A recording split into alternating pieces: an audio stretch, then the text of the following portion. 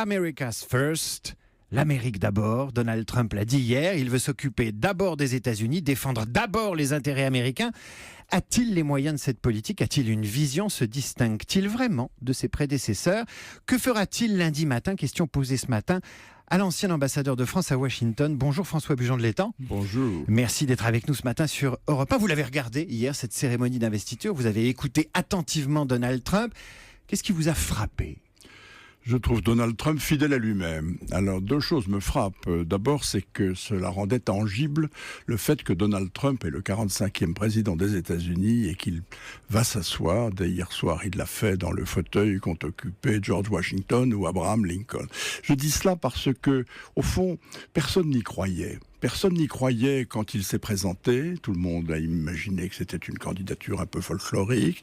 Personne n'y croyait quand il a défait à la primaire 16 opposants républicains. Personne n'y croyait quand il a franchi l'obstacle de la convention républicaine au mois de juillet dernier, dans laquelle beaucoup de réticences s'étaient manifestées. Et même après son élection le 8 novembre, personne ne croyait vraiment qu'il allait être le prochain président des États-Unis. Il faut s'y faire.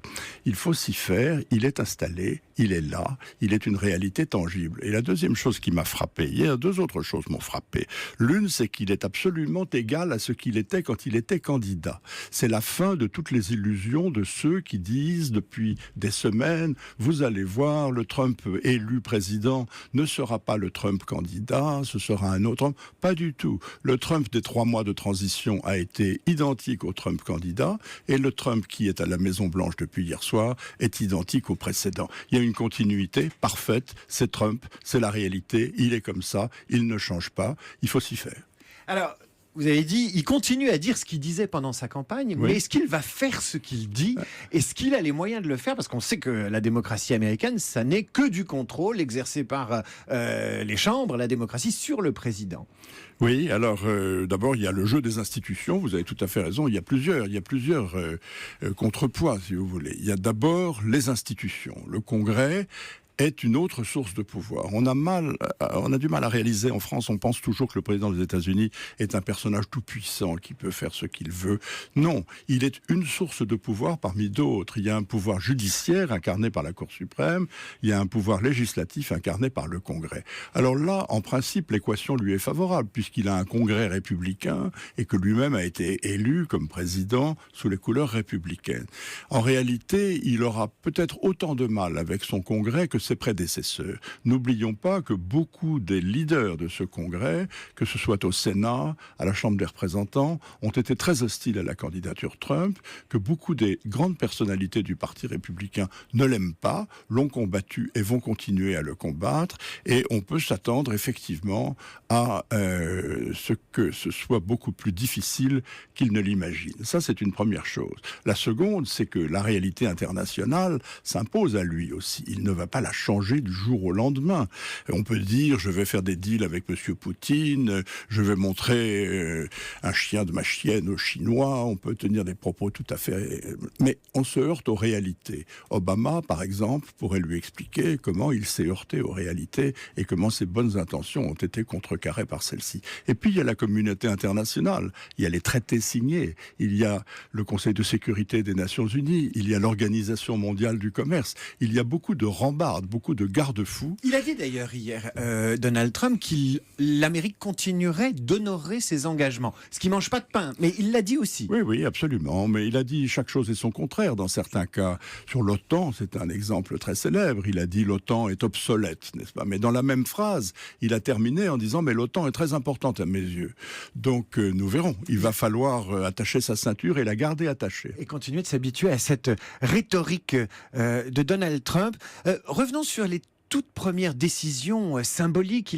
Il a signé hier un décret devant les caméras qui limite la portée de l'Obamacare. On ne sait pas d'ailleurs trop ce qu'il y a dans ce décret et quel est le pouvoir de ce décret pour détricoter ce qu'a fait Obama.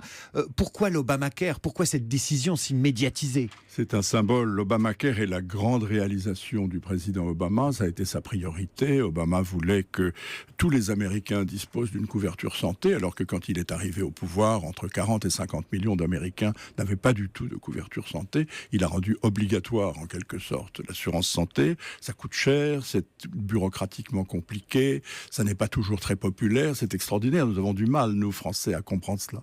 Ça n'est pas populaire aux États-Unis, et le Congrès républicain est très hostile à l'Obamacare. Donc, en signant ce premier décret, dès le premier jour, il a voulu évidemment marquer de façon très symbolique le fait qu'il s'apprêtait à défaire l'héritage d'Obama. Le Congrès va se pencher sur cette espèce de petit monstre législatif qu'est l'Obamacare, et le détricoter va être peut-être aussi difficile et aussi long que a été l'effort consistant à l'élaborer.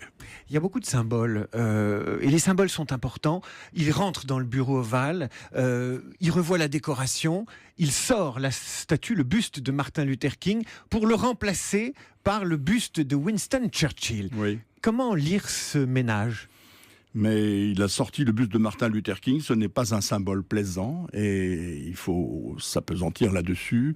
Rétablir Churchill, il a au fond, là encore, défait ce qu'avait fait Obama, puisque le premier geste de Barack Obama entrant, lui, dans le bureau ovale il y a 8 ans, avait été d'en retirer le buste de Winston Churchill. Cela dit, après ses déclarations sur le Brexit, l'éloge qu'il a faite de Nigel Farage, le leader de UKIP, il est clair qu'il veut établir une relation privilégiée avec le Royaume-Uni, c'est une autre façon de le symboliser. Justement, ça nous emmène directement en Europe, ce déplacement de buste dans le bureau ovale avec l'arrivée de celui de Churchill.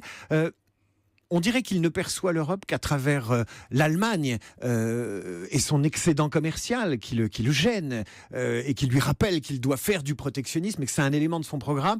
Et puis cette façon de cette félicité du Brexit anglais entre les deux. Pour lui, la France n'existe pas.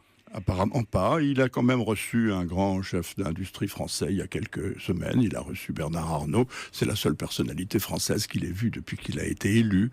Mais il ne s'intéresse pas à la France et il ne s'intéresse pas beaucoup à l'Europe. En réalité, ce qui l'intéresse, c'est l'Amérique d'abord, America First, vous l'avez dit. C'est de rétablir le primat économique de l'Amérique, bien entendu, et tout ce qu'il a dit hier, rapatrier en Amérique les emplois, rapatrier les investissements, aider les exportations, ralentir les importations, c'est tout cela. Donc, il voit l'Europe comme un concurrent économique, et tout doit être vu à travers ce prisme.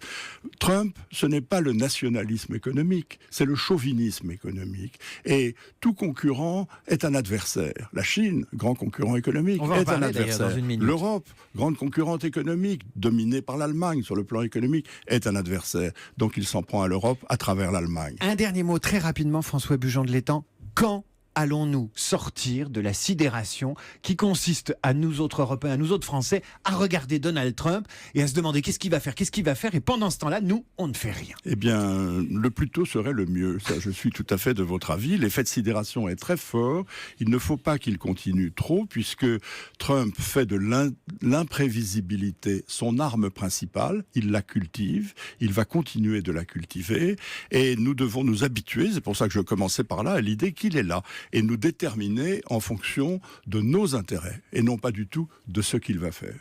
François Bujon de l'Étang, ancien ambassadeur de France à Washington, merci d'avoir été avec nous ce matin en direct sur Europe 1.